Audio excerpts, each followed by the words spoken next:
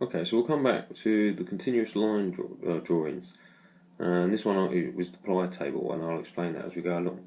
So I said in a previous episode that I found the university trip to the V&A boring, and I'll stand by that. But I did learn a lot, and it helped me. It helped me immensely to, like I say, free my hand up and free my mind up to explore other ideas.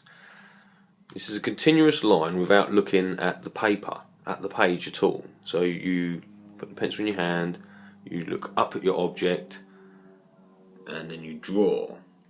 Okay, so this one I was just quickly looking for modern furniture at the V&A, and I found this one. This is one of the ones I drew. There was also, so of course, don't forget, you can always come and search for any images you want for anything. And we'll come back to that again in a minute. This is another one without looking. And this one is called the paper chair. Okay, so again, you look at your object, you put your pencil on the paper, and you try and draw without looking at it. And this one is this one. Okay. Now I didn't do these ones at home. I did these ones actually while at uni, and I did date them. You're supposed to. Well, that's part of what they teach you. Okay. Now this one was a tree cabinet, and again we only got a sort of set time limit. I think it was 2 or 3 minutes. The lecturer set for us to draw each object. This is just a sort of what do they call it? That's a mirror, ladies' table to do your makeup and stuff on. The next one was a continuous line, but we were allowed to look at the last two. This is called the twisted cabinet. Now you could probably find this on the computer, but I'm not going to look for that now. Okay, continuous line drawing. I really found that one helpful. Okay, and like I say, that one compared to that one, it just looks like a scribble. But it helped me to come up with that one in the end. Do you understand? I mean, it's not perfect by any means, but like I say, if you look closely, it's one continuous line. Yeah. Okay, and then to kind of finish up with this one, we have a small look at not only perspective, but data collecting again in your own particular way. You can use the computer for collecting all sorts of thumbnails, bits and sound bites and images.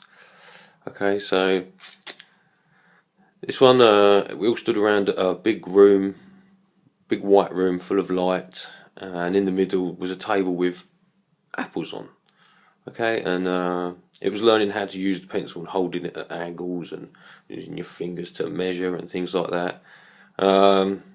Believe it or not, I was actually the only one to put all these lines on my page as I drew. No one else did that. They was all trying to draw from eye, but that was what the teacher was trying to explain to us, not to draw what you see in your mind, what you expect to see, but what is actually there. Okay, so just more apples. And of course you can do this yourself. You can put a bit of fruit on the table, and you can just learn to draw yourself at home.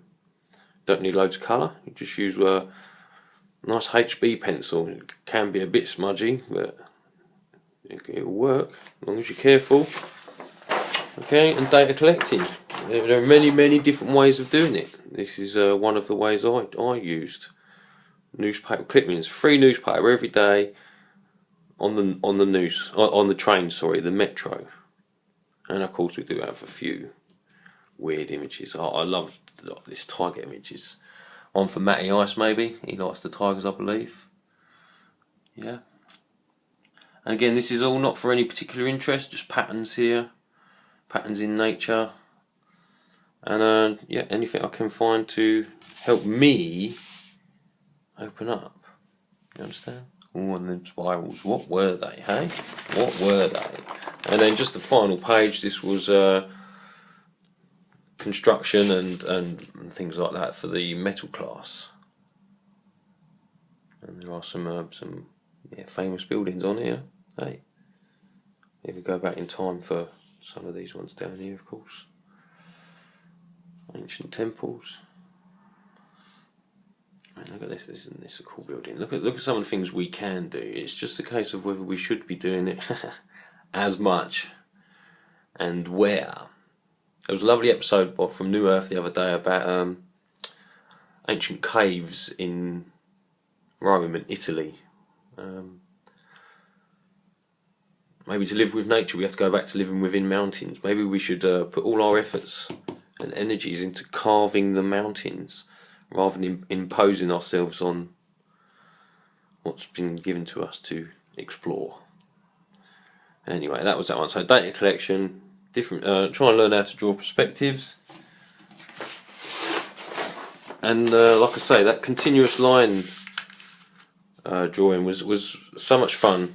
The wonky things you can come out with can be a lot of fun. I've got so much more I could show you, but I'm not going to. Just bits and pieces, and hopefully something will inspire something within you. Peace and luck.